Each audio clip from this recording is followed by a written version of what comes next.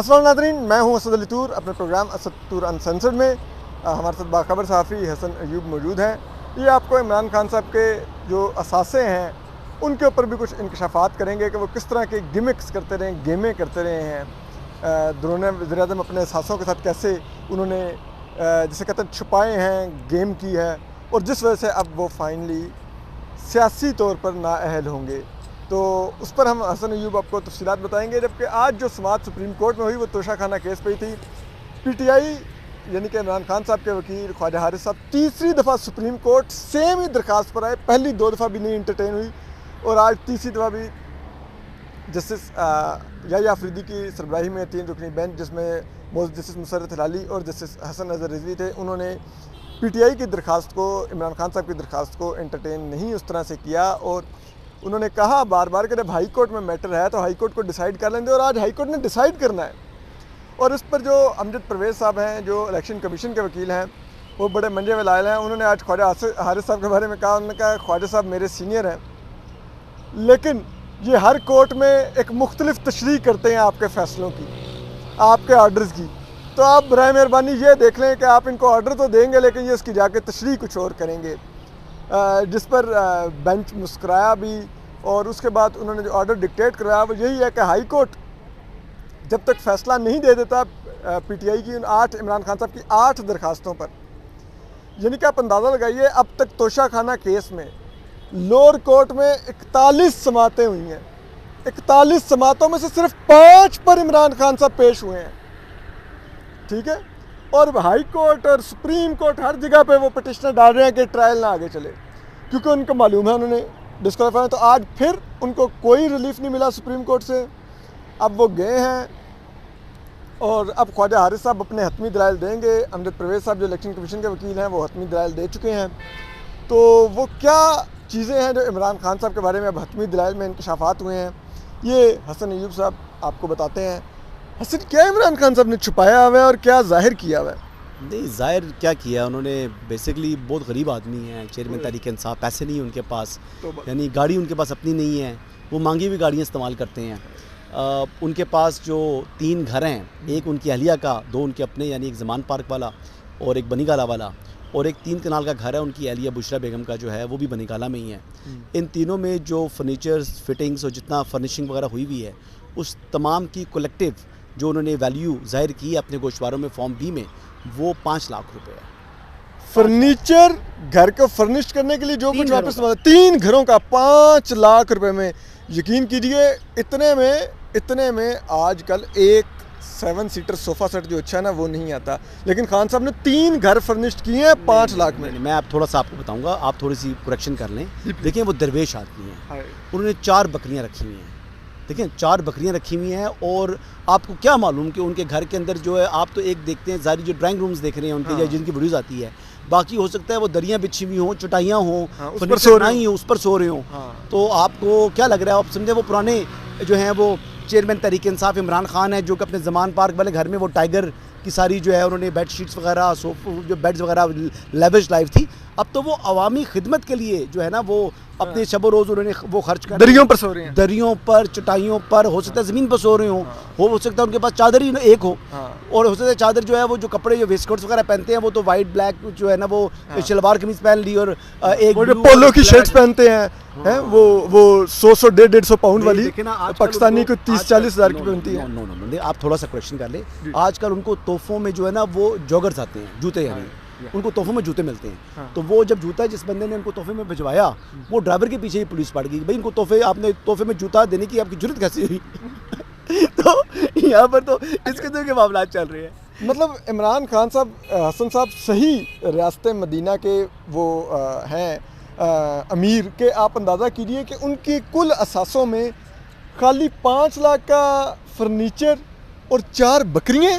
हाँ, नहीं, उन्होंने बेसिकली अपनी जो एग्रीकल्चर लैंड है वो भी उनके पास है, ये भी जाहिर की है उन्होंने, जो शायद उन्होंने इनहेरिट की है, लेकिन उसमें जो एग्रीकल्चर के लिए उनके पास कोई जो एग्रीकल्चर की मशीनरी होती है, लाइक ट्रैक्टर्स, लाइक थ्रेशर्स, हल वगैरह, या इस किस्म की चीज़ें उनके पास कोई नहीं है।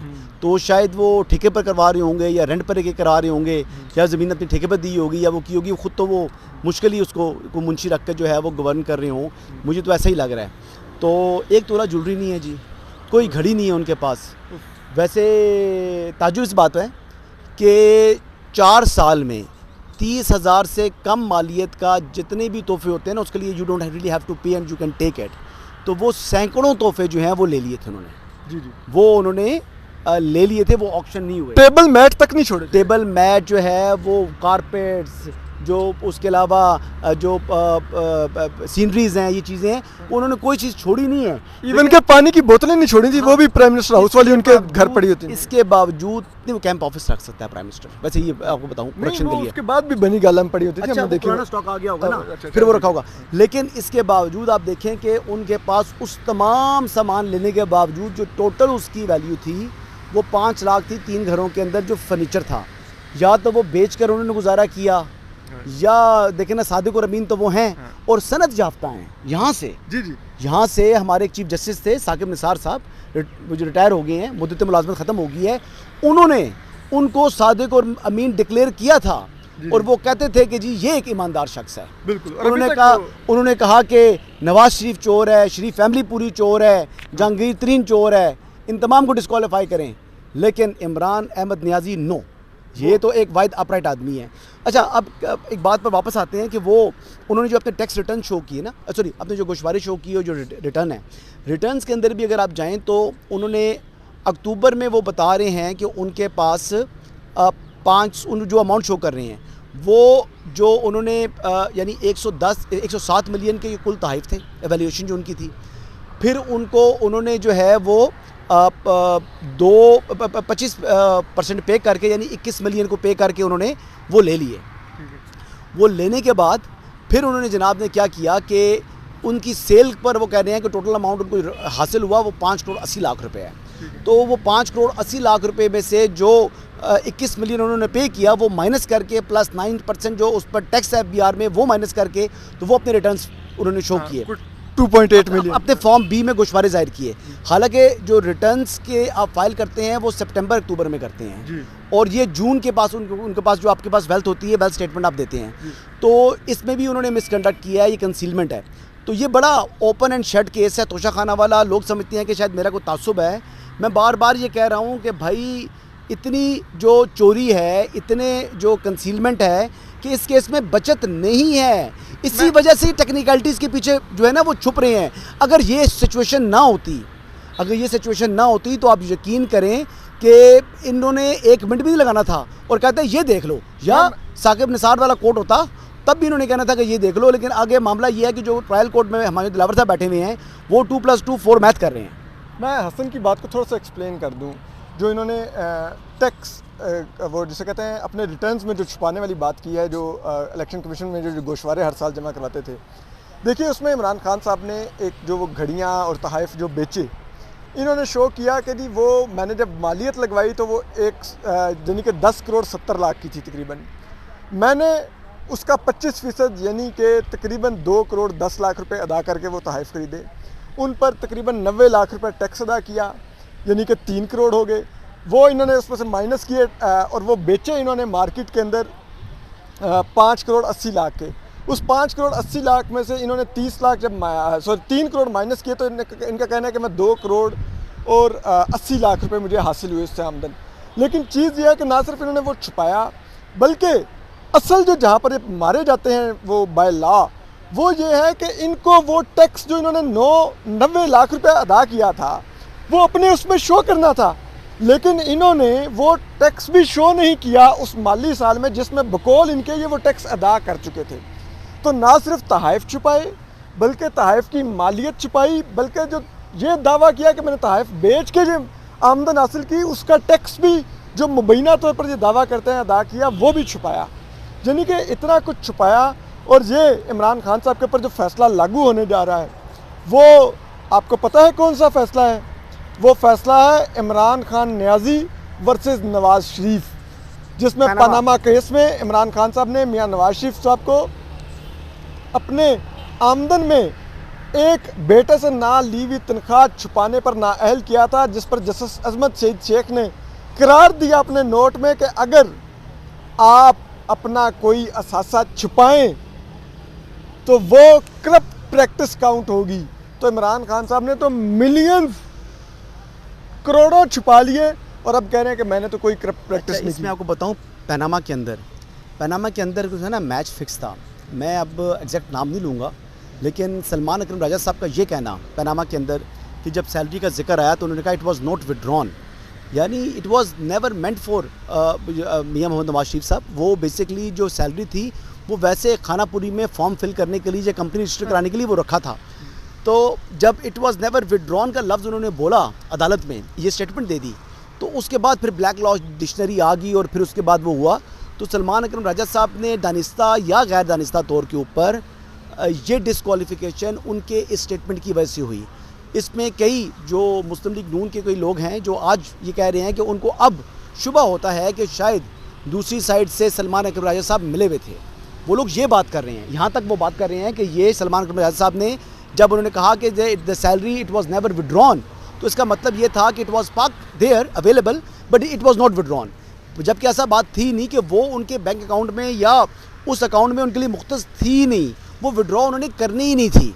तो उसको सहारा लेकर तो उनको जो है एक इलेक्टेड प्राइम मिनिस्टर को सुप्रीम कोर्ट जो है डिस्क्वालीफाई कर देती है पहले। जी, लेकिन उस टाइम तो मतलब जो थे ना प्राइम मिनिस्टर थे, प्राइम मिनिस्टर को ऑफिस से निकाल देती है। किस बात के ऊपर कि एक सैलरी जो उसने कभी लेनी नहीं थी, उस सैलरी के ऊपर उसको डिस्क्वालीफाई कर दिया ब्लैक लॉ डिक्शनरी को का सहारा लेते हुए। कानून और आइन का नहीं, ब्लैक लॉ डिक्शनरी का। अब ये जब सूरत हाल है तो वो फिर शुबा जाहिर कर रहे हैं मुस्लिम लीग नून वाले कि सलमान अकरम राजा साहब दूसरी साइड से मिले थे, इसलिए उन्होंने अदालत में स्टेटमेंट दिया कि इट वाज नेवर विड्रॉन। एक बात तो ये आ गई। दूसरा, आप तोशाखाना केस के ऊपर अंदर आ जाएं तो बेसिकली यहाँ से जो अब शुएब शाहीन साहब जो है ना वो मीडिया टॉक कर रहे थे, तो मैंने कहा सर आप तो मुबारक हो, केस जीत के आज तारीखी दिन है। तो कहते हैं तंग ना कर हसन अयूब। फिर मैंने कहा शुएब भाई आप विक्ट्री का निशान बनाऊँ, आप भी विक्ट्री का निशान बनाए, जुमा है मुबारक है तो विक्ट्री का निशान बनाएं। तो कहते हैं हसन अयूब तंग ना कर। तो बात ये है कि उनको पता कि लग गई नहीं, यहाँ से वो जो लेने आए थे वो तो मिला कुछ नहीं। हाँ, जो ऑलरेडी लॉ के अंदर CRPC का सेक्शन 526 का जो का 8 है, उसमें यही कहा है कि जब तक जुरिडिक्शन तय नहीं होती तब तक जो ट्रायल कोर्ट है वो जजमेंट अनाउंस नहीं कर सकती, वो रिजर्व कर सकती है। तो वही उन्होंने कहा कि अकॉर्डेंस विद लॉ जो है वो उसको डील करे। तो अब हाई कोर्ट का फैसला आज आ जाएगा, उसके बाद ट्रायल कोर्ट ने प्रोसीड करना है। तो मैं यही बता रहा हूँ कि हाई कोर्ट में अगर मुझे नहीं लग रहा, जो केस के जो है ना मेरिट्स को देखते हुए मुझे नहीं लग रहा कि किसी तरीके से भी चेयरमैन तहरीक इंसाफ को किसी किस्म का रिलीफ मिलेगा। क्यों? जो ये कहते हैं ना 120 दिन टाइम बार था, ये 120 दिन टाइम बार नहीं है, क्योंकि जब स्पीकर ने रेफरेंस भेजा ना इलेक्शन कमीशन में, उसने इसी जो फॉर्जरी थी या कंसीलमेंट थी इसके हवाले से विसल ब्लो की इलेक्शन कमीशन में, उसने इसके हवाले से विसल ब्लो की और उस पर इलेक्शन कमीशन ने उनको 62(1)P इन्वोक करके डीसीड भी किया, नायल भी किया और फिर क्रिमिनल प्रोसीडिंग के लिए मैटर जो है ट्रायल कोर्ट को रेफर कर दिया।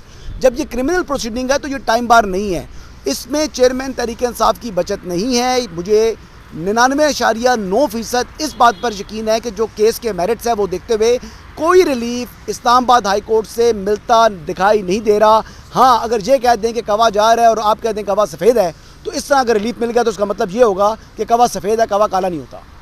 अदरवाइज़ अगर आपने कवे को काला कहना है तो उनकी एप्लीकेशन मुस्तरद होने जा रही हैं आज। और अगर यहाँ से एप्लीकेशन मुस्तरद होती हैं हाई कोर्ट से और खान साहब को फिर अगर रिलीफ नहीं मिलता तो लोअर कोर्ट हसन अब कब तक फैसला कर सकती है?